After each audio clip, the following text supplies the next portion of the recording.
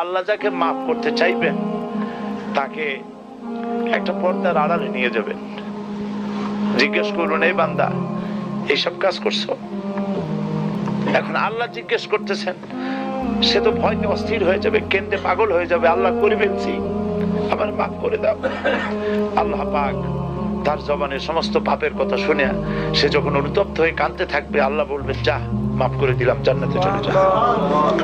এইটা হচ্ছে হিসাবে ইয়াসির। আল্লাহুম্মা হাসিবনি হিসাবান ইয়াসিরা। কাবা শরীফ মানুষ যখন তাওয়াফ করে, এই তাওয়াফের ষষ্ঠ তাওয়াফে একটা দোয়া আছে। এই দোয়া আমি যখনই পড়ি আমি চোখের পানি রাখতে পারি না। ষষ্ঠ চক্কর একটি দোয়া আছে, দোয়াটা হচ্ছে, আল্লাহুম্মা ইন্না আলাইয়া হুকুকান কাসীরান ফীমা বাইনি ওয়া বাইনাক। আয় আমার রব, তোমার সাথে আর আমার সাথে অনেক দেনা পাওনা আছে, আর তোমার বান্দাদের সাথেও আমার অনেক দেনা পাওনা আছে।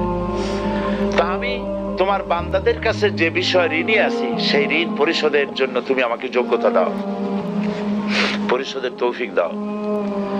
আর আমার কাছে তোমার দেনা আছে, তা আমার কাছে তোমার যে দেনা আছে সব দেনা তুমি শোধ করে দিয়েছো।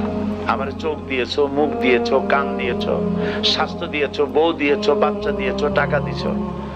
আমার কাছে সৃষ্টি করে তোমার যা দেনা ছিল তুমি সব তো শোধ করে দিয়েছো, কিন্তু তোমার দেনা তো আমি কিছুই শোধ করতে পারি। তোমার দেনা আমার শোধ করার একটা পথ আছে মাবুদ, সেই পথটা হলো তুমি আমার মাফ করে দাও।